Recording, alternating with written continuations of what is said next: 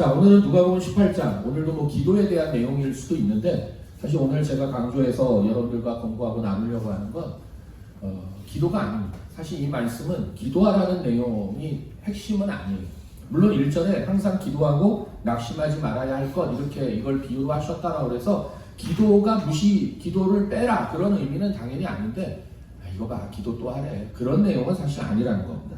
자, 이걸 2절부터 오늘 좀 들어가 볼게요. 오늘 조금 여러분들 중에 이 불의한 재판장과 과거의 이 비유를 잘 알고 있는 청년들도 있을 텐데, 오늘 조금 좀 새롭게 접근을 할 기회가 될 거예요. 성경의 이 깊은 층을 오늘 우리 좀 같이 좀 제대로 누렸으면 좋겠습니다. 자, 2절 보시면 중간에 이렇게 나오죠. 하나님을 두려워하지 않고 사람을 무시하는 한 재판장, 이렇게 등장인물을 소개합니다. 자, 핵심은 재판장이에요.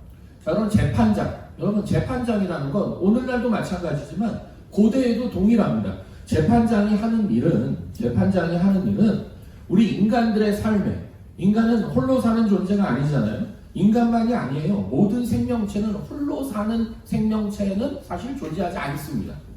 우리가 볼 때는 그냥 혼자 알아서 커가는 것 같은 들풀도 사실은 다 그렇게 군락을 형성하고 함께 있기 때문에 생존할 수 있고 도움을 받고 살아가는 거지, 어떤 생명체도, 생명이 있는 존재는 혼자는 불가능합니다. 항상 함께해요. 특히 우리 사람은 그래요. 하나님이 애초에 그래서 특히 남자와 여자로 함께하는 존재로 하나님이 인간을 출발시키셨고, 어쨌든 그렇게 사람이 살면서 그렇게 함께 살다 보니 당연히 무슨 문제가 생겨요? 안타깝게도 갈등이 일어나게 되고, 그 갈등으로 시작된 문제가 점점 무질서로 확장되어 갑니다. 그래서 개인 대 개인의 갈등으로 시작한 게 이게 어떻게 해도 갈 수 있어요? 공동체 전체를 뒤흔들어 버리는, 공동체의 질서를 슬금슬금 무너뜨리는 무질서로 나아가게도 할 수 있는 그런 문제가 있단 말입니다. 이게 인간들의 삶이에요. 바로 재판장이 그렇게 인간의 삶에 벌어지는 개인 대 개인의 갈등, 그것이 더 증폭돼서 공동체 전체, 사회 전체의 무질서의 문제로 나아가는 것을 막아주고 그 갈등을 해결하는 그러한 역할을 맡은 게 바로 재판장이죠. 그게 재판장이라는 존재예요. 그래서 이제 조금 여러분들 중에 아는 사람도 있겠지만 아주 중요한, 특히 로마 제국에서 아주 중요하게 다뤘던 핵심 개념이 사실 오늘 누가복음에 등장하는 건데, 이렇게 재판장을 통해서 갈등, 무질서라고만 할 게 아니라 바로 이 재판장을 통해 사회와 그 사회 공동체 안에 속한 개인의 삶에 아포리아라는 말 혹시 들어본 분들이 있나요? 아포리아는 뭐냐면 출구가 없는 막다른 상태를 얘기해요. 이제 진짜 끝이에요. 출구가 없는 상태. 좀 더 정확하게는 도무지 빠져나갈 출구를 찾을 수조차 없는 절체절명의 위기의 상황. 그러니까 갈등이 극단으로 치달아서 끝장나는 거예요. 이제 깨지는 거라고, 무너지는 거라고. No exit, 비상구가 보이지 않아요. 출구를 찾을 수 없는 상황을 아포리아라고 해요. 여러분, 이건 이제 로마에서 아주 중요하게 다뤘던 개념이거든요. 이게 그냥 머릿속 생각으로만 존재하는 아포리아가 아니라 로마 제국이 왜 그렇게 압도적인 강력함을 꽤 오랫동안 유지할 수 있었고, 특히 육현제라고 일컬어지는 로마 제국 초창기에 6명의 아주 탁월한 황제들에 의해 팍스 로마나, 소위 로마의 황금기를 어떻게 구축하고 만들 수 있었느냐, 이 아포리아 문제를 아주 잘 해결해 나갔기 때문에. 그러니까 이 황제들이 로마 제국 안에서 출구가 보이지 않는 지경에 이르지 않도록, 쉽게 말하면 재판장으로서의 역할을 황제들이 제대로 했다는 거예요. 황제 혼자 했다는 뜻이 아니죠. 바로 다양한 총독들이든 뭐가 됐든 해서 이런 아포리아의 지경이 이르지 않도록, 그게 단지 거대한 조직 시스템으로만이 아니라 로마 제국에 다양한 민족들이 얽혀있고 여러 종교들이 다 들어와 있잖아요. 그런 종교들 사이의 충돌, 민족과 민족들 사이의 충돌로 인해 벌어지는 아포리아, 그것으로 로마 제국이 흔들리거나 무너져 가지 않도록 파견한 총독이 됐든 그 지역에 분봉왕을 두고, 예를 들면 로마 제국이 유대 민족에게는 제사장 집단, 바리새인 집단을 인정해주고 존중해서 그 역할을 맡긴단 말입니다. 그렇게 잘 활용해서, 그러니까 그들이 재판장 역할을 하게 하는 거죠. 그걸 통해서 궁극적으로 로마 제국이 출구가 없는 상황에 이르지 않게 하는 거예요. 물론 이게 끝내 그 지경에 이르죠. 그래서 로마가 동로마와 서로마로 갈라져 나가는 이유가 되기도 하고, 이런 여러 가지 일들이 벌어집니다만 나중에는, 그러나 어쨌든 로마 제국에 있어 특히 황제들, 통치자들에게 이 아포리아는 굉장히 중요한, 그들의 통치에 있어서 핵심으로 다뤄야 하는 중요한 내용이었어요. 자, 근데 다시 오늘 본문으로 돌아오면, 오늘 재판장을 한 명 소개하고 있는데 예수님이 이 재판장이 무슨 역할을 하는 사람이라고요? 바로 개인 대 개인, 또 그 개인이 속한 공동체가 아포리아에 이르지 않도록, 아포리아에 빠지지 않도록, 그리고 도리어 그래서 이 재판장으로 인해 아포리아의 지경에 빠지는 일이 최대한 없게 해주고, 설령 어떤 한 개인과 또 다른 개인이 갈등이 생겨서 출구가 없는 아포리아의 상황에 이르렀을 때 재판장이 중재하고 올바르게 공의의 재판을 해서 개인과 사회가 다시 빠져나갈 길을 모색하게 만들어주는 것, 그게 바로 재판장이라고 합니다. 그런데 다시 2절 보시면 이 재판장 앞에 수식어가 길게 붙어있죠. 뭐라고 되어 있어요? 첫째, 하나님을 두려워하지 않는 재판장. 두 번째, 사람을 무시하는 재판장이다, 이렇게 얘기하고 있습니다. 그래서 이 재판장은 말 그대로 불의한 거예요. 하나님께 대하여, 신에 대하여서도 불의하고 사람에 대하여서도 불의한 재판장이에요. 그래서 도리어 이 재판장은 재판장으로서 감당해야 될 그 모습과 역할의 정반대, 즉 이 불의한 재판장은, 예수님이 소개하는 2절의 재판장은 그 자신 스스로가 도리어 아포리아를 극대화하고 아포리아를 자꾸 만들어내는 자. 성경은 지금 이렇게 시작하는 거. 그러니까 이 재판장을 통해 아포리아가 줄어들어야 되고 아포리아가 생겨나지 말아야 되는 건데, 도리어 예수님은 이 불의한 재판장으로 인해 아포리아가 더 극대화된다는 거예요. 이 재판장한테 갈등의 두 사람 당사자들이 와서 이 재판장을 통해 그 갈등이 치달아 아포리아에 가지 않도록 해소가 돼야 되는데 그렇지 않더라는 거예요. 이 불의한 재판장으로 인해 없던 아포리아마저 생길 수도 있는 그런 악한 자라는 거예요. 자, 이어서 3절을 보십시오. 3절에 보시면 또 다른 등장인물 하나가 있는데 그 사람은 과부입니다. 한 과부가 있다. 과부는 헬라어로 케라라는 단어를 써요. 근데 이 케라라는 단어의 근본적인 의미가 케로스라는 형용사에서 오는데, 그 형용사의 뜻이 뭐냐면 빼앗긴, 결핍된, 메마른 그런 상태를 뜻하는 형용사예요. 빼앗겨서 남은 게 없는, 결핍이 있는, 메말라 비틀어진 상태가 바로 케로스라는 단어고, 그 케로스에서 과부를 의미하는 케라가 나와요. 그러니까 성경이 헬라어가 말하는 과부는 그냥 남편이 없네 끝, 이게 아닌 거예요. 그로 인해 뭐가 어떤 상황에 처한 자라는 거예요? 메말라 있고 결핍, 물질적으로든 모든 영역에 있어서 지금 굉장히 메마르고 빼앗겼고 결핍된 존재라는 겁니다. 그래서 하나님께서도 신구약 성경 전체를 통틀어서 우리 하나님은 돌봄이 필요한 사회의 대표적인 존재를 누구로 얘기하느냐? 바로 이 과부를 얘기합니다. 그래서 그러므로 과부는, 이 과부, 결핍, 메마름, 빼앗긴 이것의 총체가 과부라면 이 과부야말로 사실 어떤 인간보다, 어떤 다른 누구보다 이 과부는 가장 많이, 그리고 가장 현실적으로 뭘 마주하며 살아갈 지경에 이를까요? 아포리아를 마주하겠죠. 늘 결핍되어 있고 메말라 있고 빼앗긴 상태에 있는 존재이기에 계속해서 이 과부는 어느 지경에 이르기가 쉬운 거예요? 아포리아, 출구가 없는 지경에 갈 확률이 어떤 사람보다 압도적으로 높은 거죠. 그래서 본문의 과부도 예수님은 이 과부가 아포리아를 마주하고 있다라고 소개하죠. 그게 어떤 아포리아였어요? 본문의 비유에 등장하는 과부의 아포리아는 바로 원수에 대한 원한의 아포리아였어요. 그러니까 한 원수와 원한, 갈등이 치달아 어느 지경까지 간 거예요? 출구가 없는 아포리아 상태에 이 과부가 지금 이르러 있는 겁니다. 그래서 이 과부는 이 재판장을 찾아와서 3절에 보십시오. 내 원수에 대한 나의 원한을 풀어달라고 합니다. 그러니까 뭘 해달라는 거예요? 재판장님, 내가 지금 아포리아에 이르러 있습니다. 저 원수 때문에 내가 출구가 없는 상태에 지금 극단에 와 있습니다. 이 아포리아의 문제를 해결해 주십시오. 자, 그런데 우리말 성경에 나의 원수에 대한 원한, 이렇게 번역되어 있는 이 과부가 마주하고 있는, 과부가 마주친 아포리아의 핵심 내용이 되는 원수와 원한은 다 어디에 집중되는 헬라어 단어들이 쓰이냐면 공의, 정의와 관계된 거예요. 자, 그러니까 무슨 얘기냐면 지금 성경에 등장하는 예수님이 비유로 끌어내고 계시는 불의한 재판장을 찾아가는 이 아포리아에 부딪히고 있는, 이르러 있는 이 과부는, 과부가 마주하는 이 아포리아는 단지 개인의 욕심, 개인적 불만의 문제로 인해 생긴 아포리아가 아닌 거예요.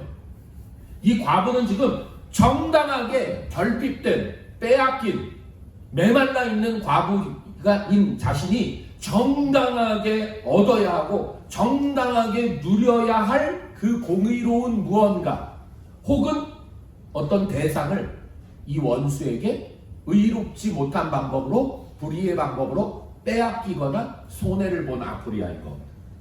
자, 다시요. 이 과부의 아포리아는 다시요. 아, 나 저거 갖고 싶은데 누가 채갔어. 이런 수준이 아니라는 거예요. 정당한 거예요. 이 과부가 당연히 얻어야 할 거예요.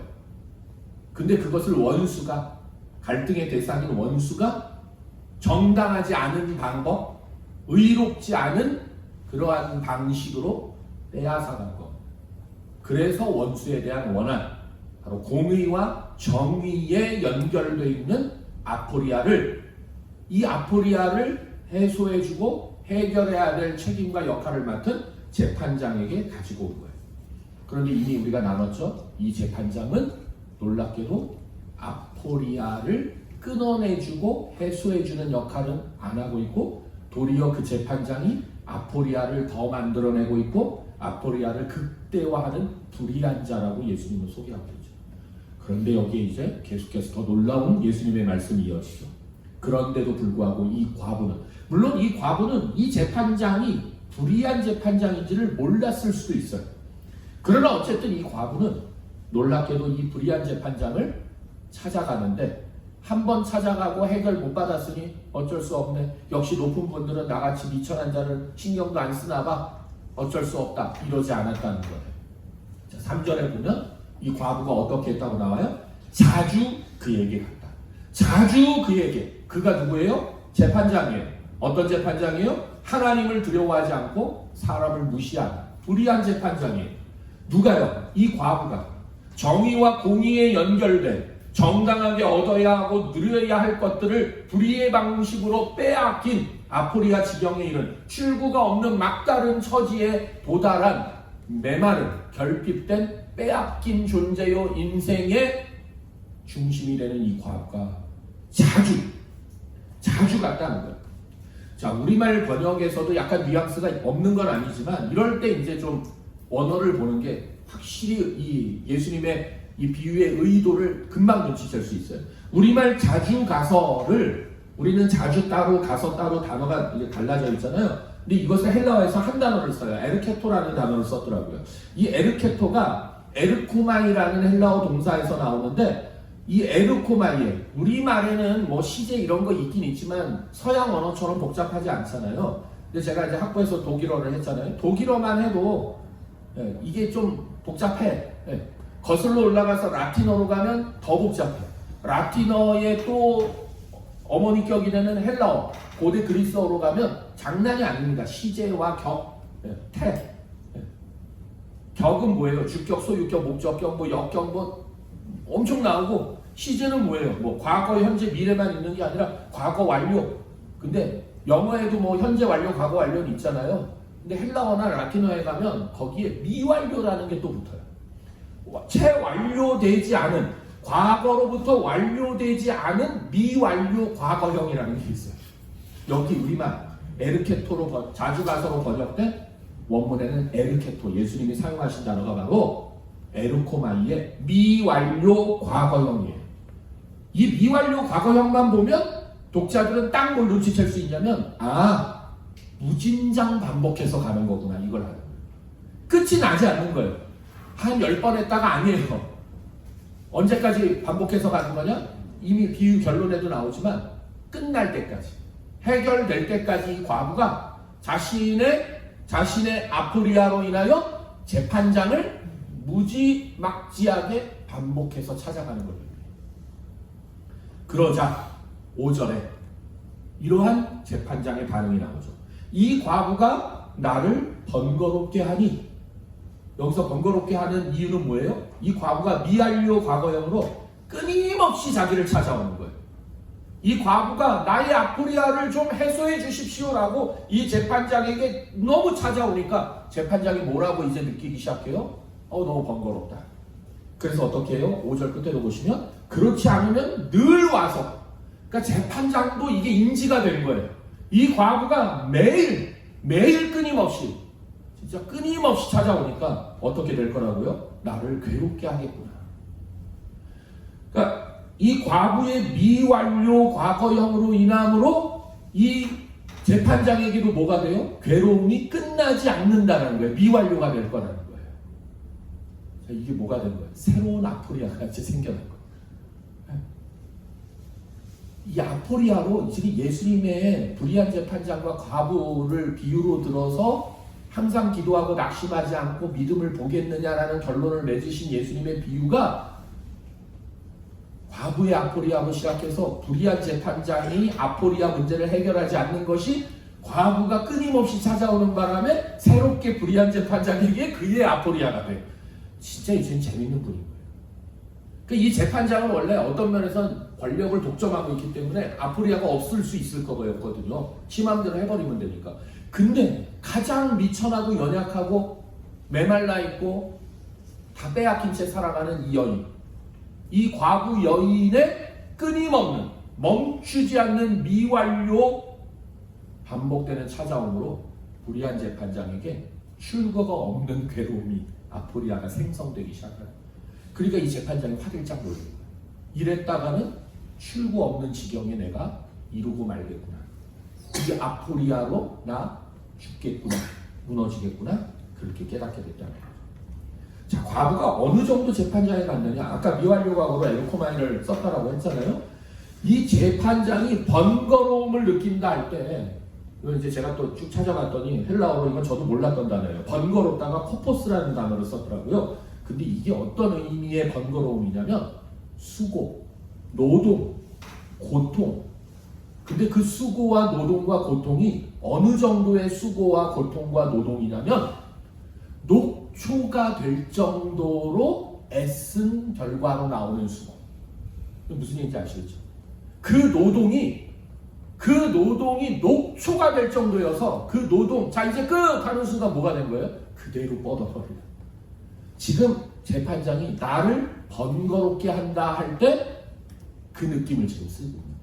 내가 녹초가 될 정도, 그 출구가 없는 거죠. 그 다음에 나를 괴롭게 한다 할 때 이 괴롭게에 해당하는 헬라어 원어에 휘포피아조라는 단어를 쓰는데, 이 휘포피아조는 여러분들이 조금 익숙하게 알아두면 좋아요. 이게 왜냐면 눈탱이를 밤탱이로 만들다예요. 시작할 때. 그러니까 괴로움을 준다 할 때 헬라어가 어떤 의미냐면 눈밑을 때린다는 거예요. 얼굴을 쳐버린다는 거예요.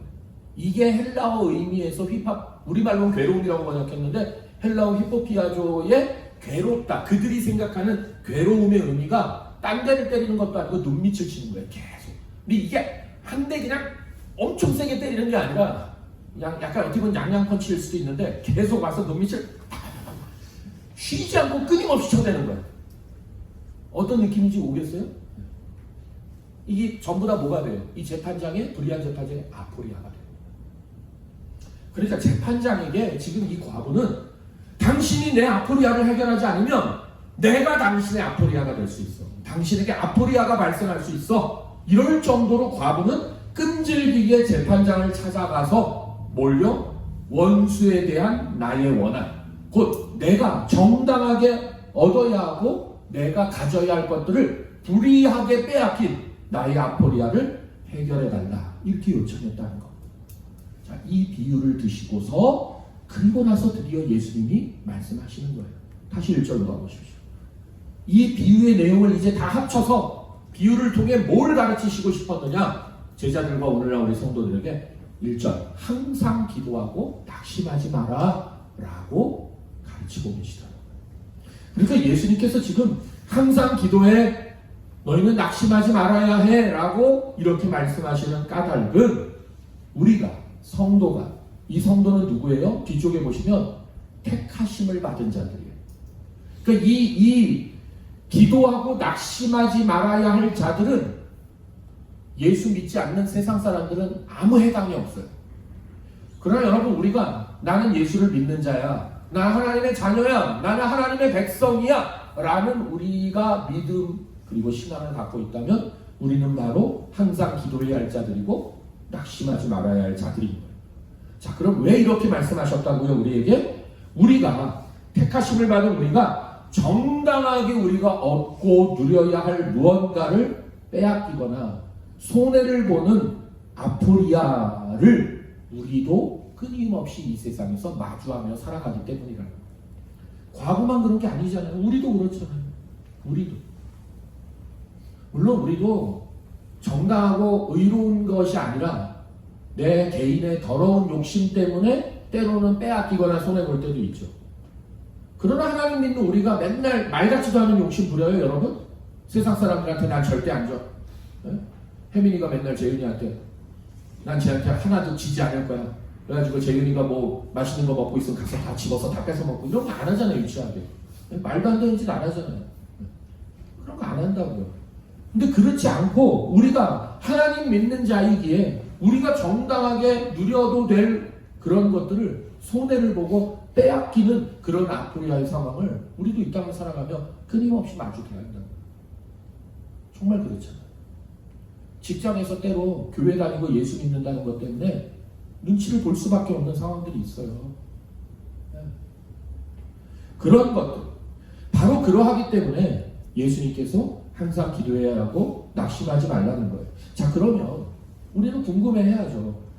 예수님이 항상 기도하고 낙심하지 말랬으니까 그렇게 하자, 끝. 아니에요. 도대체 그렇다면 우리는 그런 아포리아를 마주할 때에 왜 기도해야 하는 걸까요? 왜 낙심하지 말아야 하는 걸까요? 그 이유의 가장 근본의 핵심은 우리가 그렇게 늘 마주하는 아포리아가, 우리가 겪는 아포리아, 우리가 출구를 찾을 수 없는 막다른 지경을 경험하게 되는 바로 그 지점이 내가 당하는 거고 내가 경험하는 건데 나의 영역 바뀌고 내 능력 밖의 문제이기 때문에 그렇게 하시는 거예요. 왜 기도해야 되느냐? 왜 낙심하지 말아야 되느냐? 내가 당하는 아포리아가 내 능력과 내 영역을 넘어서 있는 문제이기 때문이라는 거예요. 자, 좀 더 근본적으로는 이렇게 들여다보셔야 돼요. 여러분, 예를 들어서 만약에 희원이 오랜만에 왔는데, 자, 희원이가 진짜 능력이 많으면 아포리아를 경험할까 안 할까? 안 한다고요. 근데 이미 우리가 욕심 때문이든 의로운 하나님의 백성이기 때문에 겪는 아포리아가 됐든 우리가 아포리아를 마주한다라는 자체가 이미 뭘 뜻하는 거예요? 나에게 아포리아가 오늘도 발생했네? 내가 또 이 아포리아를 또 부딪혔네? 만났네? 이미 우리에게 뭐가 없다는 거예요? 능력이 없다는 거예요. 이미 아포리아를 해결할 능력만 없는 게 아니라 우리가 날마다 수없이 경험하는 그 아포리아가 내게 생겨난다는 자체가 이미 나라는 존재가, 우리 인간이라는 존재가 사실 아무 실력이 없다라는 걸 증명하는 거예요. 반증하는 거예요.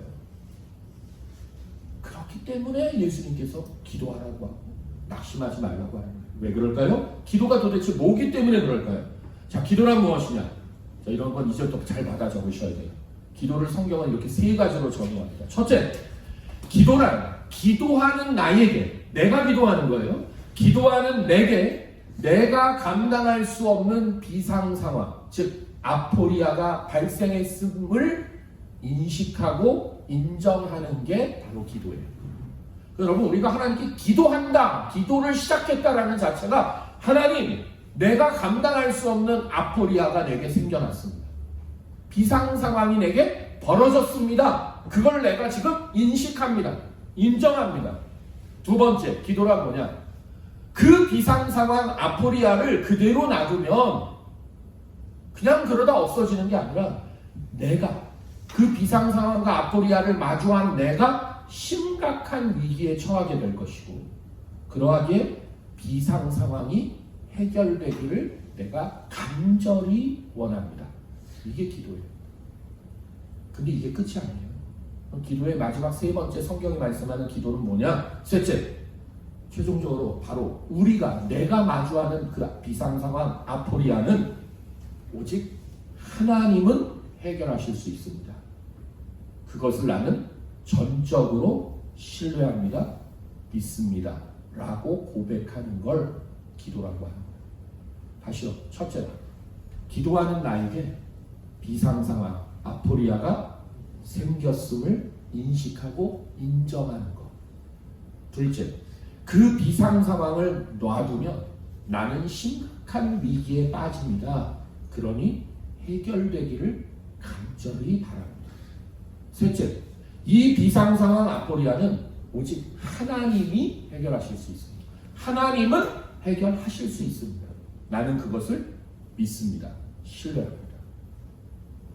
자, 예수님이 항상 기도하고 두 번째, 낙심하지 말라고 했습니다. 자, 그러면 예수님은 낙심하지 말라고 하셨으니까 우리 편에서 보자면 그럼 우리가 낙심한다는 건 도대체 뭘까요? 낙심한다는 것은 조금 전에 기도의 정의와 연결돼요. 첫째, 성경이 말씀하는 낙심은 이거예요. 내가 기도함에도 불구하고 비상 상황이 해결되거나 해소되지 않을 수 있다는 불안감의 적극적 표출이 낙심이에요. 그러니까 우리가 기도는 해요. 기도하는데 근데 뭐라고 자꾸 하는 거예요?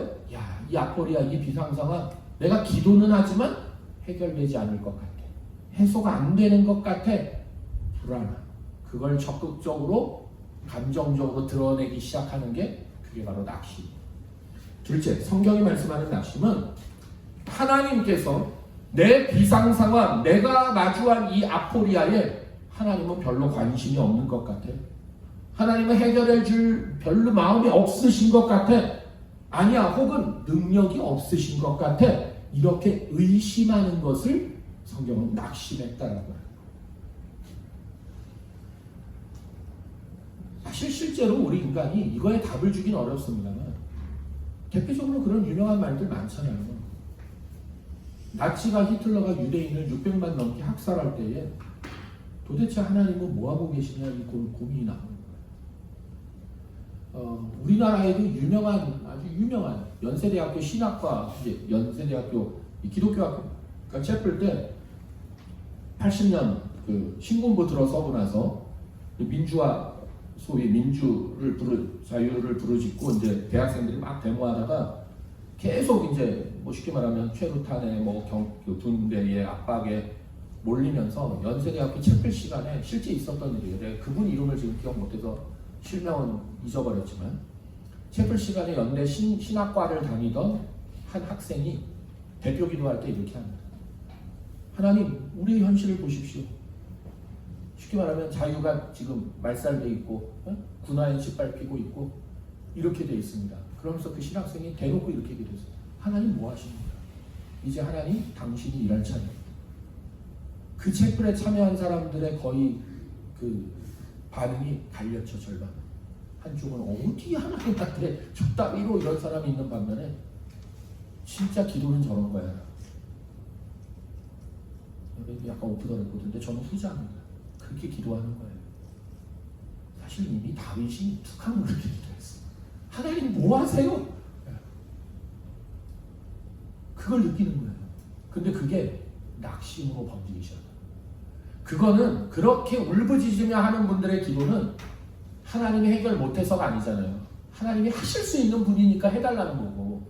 근데 그런 의미가 아니라 낙심한다는 건 뭐냐? 하나님은 내 아포리아 비상 상황에 별 관심이 없는 것 같아. 600만이 넘는 사람들, 심지어 어린애기들이 가스에 질식해서 죽어가는데 하나님은 관심 없는 것 같아. 아니, 너무 거창해서 안 와닿아요?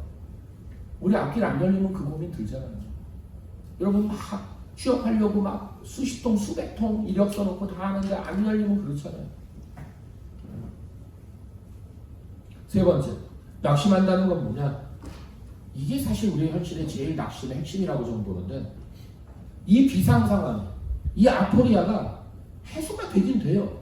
해결이 되긴 되는데 하필이면 내가 기대하고 원하는 대로 해소되거나 해결되지 않았다는 불만의 표시가 낙심입니다.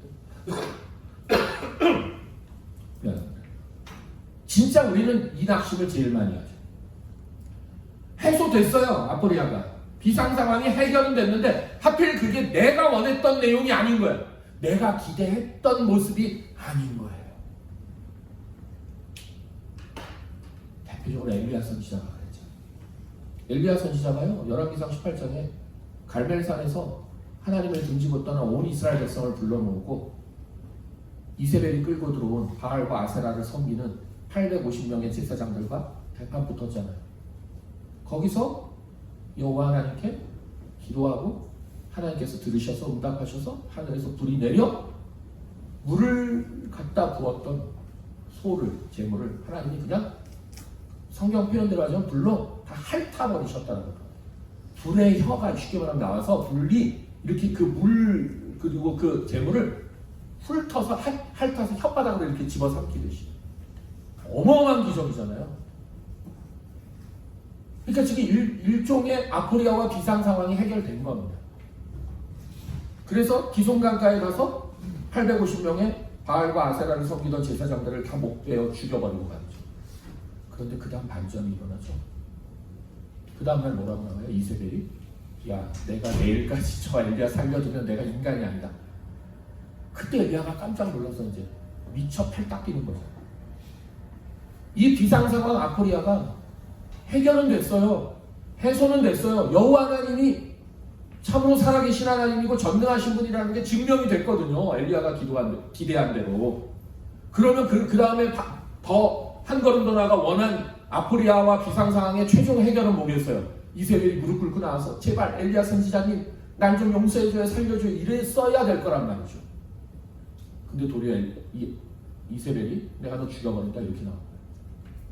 이렇게 자기가 기대하고 원하는 방식으로 모습으로 아포리아와 비상 상황이 해소되지 않고 해결되지 않을 때 그때 뭐가 온다고요? 낙심이에요. 그 불만의 표시. 그래서 엘리야가 삐져가지고 로뎀나무 밑에 하나님이 보내신 다음에 하나님께서 사흘 길을 걸어 호렙산에 불러들이셨을 때 하나님이 얘기하시죠. 엘리야 너 뭐 기대했냐? 천둥과 번개로 지진과 우레로 임하는 나를 기대한 거냐? 엘리야가 하나님한테 항변하죠. 내가 하나님께 열심히 특별했지 않습니까? 그러자 하나님 대답하시잖아요. 나만 남았습니다. 웃기지 마라. 바알에게 무릎 꿇지 않은 7천을 내가 남겨놨다.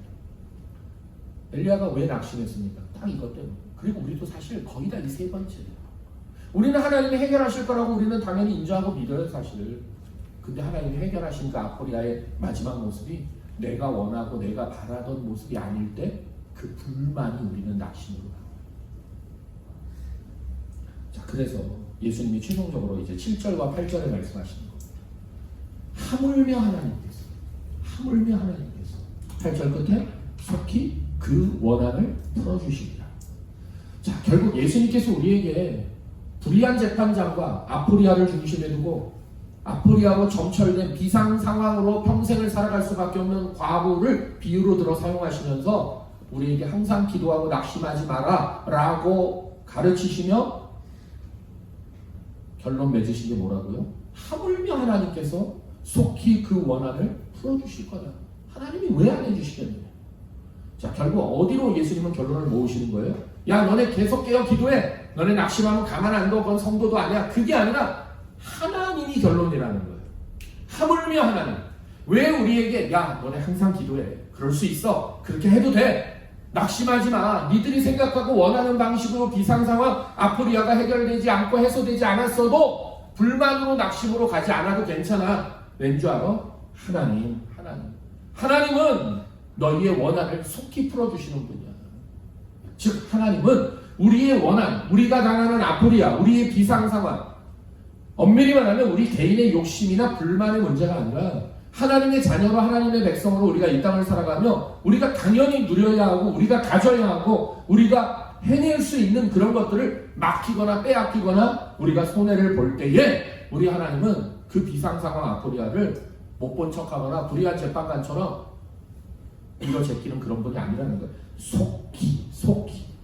자, 이 속기라는 헬라어 단어도 타코스라는 단어를 사용하는데요. 이게 빠르다를 의미하는 어원을 갖고 있어요. 그러니까 말 그대로 하나님은 정말 빠르게. 자, 그 다음에 그 뒤에 풀어주시다가 더 핵심이에요.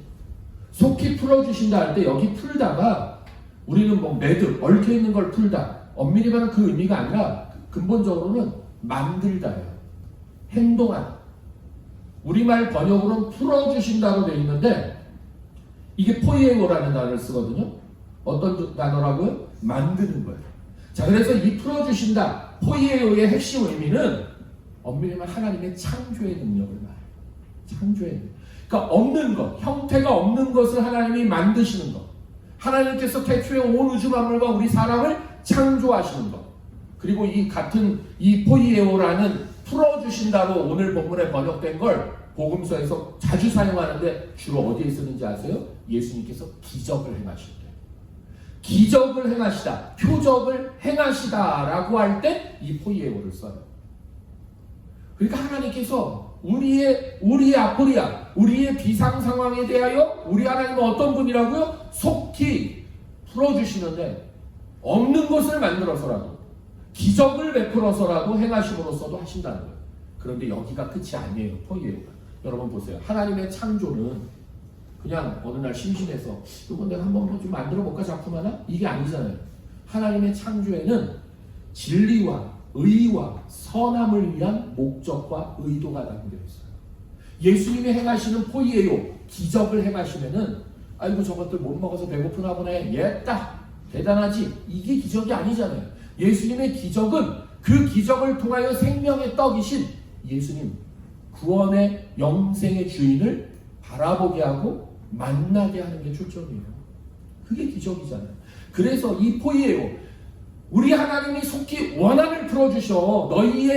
너희의 그 비상 상황에 대하여 하나님은 절대 그냥 놔두지 않으셔. 지체하지 않으셔. 하셔. 근데 어떻게 하신다는 거예요? 없는 것을 만들어서라도 기적을 베풀어서라도 하시는데 그것은 의를 이루시고 진리를 밝히시고 약속을 행하시고 의도와 선한 목적을 완성해내시는 모습으로 풀어주신다는 거예요. 그렇기 때문에 기도하고 낙심할 이유가 없다. 내가 원하는 모습으로 해소가 되지 않아서 내가 기대하는 방식으로 비상 상황이 아포리아가 해결되지 않아서 불만이 생기고 낙심한다고요? 아니요. 우리는 놓치고 있는 거예요. 뭘요? 하나님께서 선한 의도와 목적을 가지고 새롭게 창조하시고 만들어 가시는 방향과 영역이 있음을 놓치고 있기 때문에 그 생각을 해요. 그러나 다시 한번 예수님이 우리에게 가르치신 대로 우리에게 비상 상황이 닥쳐올 때 아포리아를 마주쳤을 때 기도하고 낙심하지 말고 불만으로 가져가지 말고 불안해하지 말고 하나님 속히 내 원한을 풀어주십시오 라고 내어드리면 하나님께서 정말로 우리의 삶의 구석구석 영역에 우리의 비상 상황 그 자체가 사라지게 하거나 끊어내주는 것으로 수준으로가 아니라 그것을 넘어서 우리가 영원한 천국을 향하여 하나님의 자녀와 백성으로 성숙해 가도록 우리에게 새롭게 창조의 능력을 섭리하시고 기적을 행하시고 그러니까 전혀 우리가 생각도 하지 못한 우리가 예상하지 못한 새로운 방향과 우리가 미처 눈치채지 못한 것들을 수면 위에 끌어내 가시며 우리를 그곳에 발을 딛게 하시고 또 나아갈 수 있도록 베푸시는 그러한 하나님의 진짜 풀어내시는 능력을 우리는 보게 될 겁니다. 이렇게 우리가 이 땅을 살아가도록 하나님께서 우리에게 은혜를 주셨으니 정말 이 한 주간 또 앞으로 여러분들의 삶에 진짜 우리 같이 기도하고 불만으로 낙심하는 자가 아니라 하나님께서 하물며 하나님께서 의로운 재판장이신 하나님께서 어떻게 내 인생을 위해 우리를 위해 역사하시는지를 제대로 누리고 맛보고 살아가는 것에만 집중할 수 있기를 주님의 이름으로 축복합니다. 기도하겠습니다.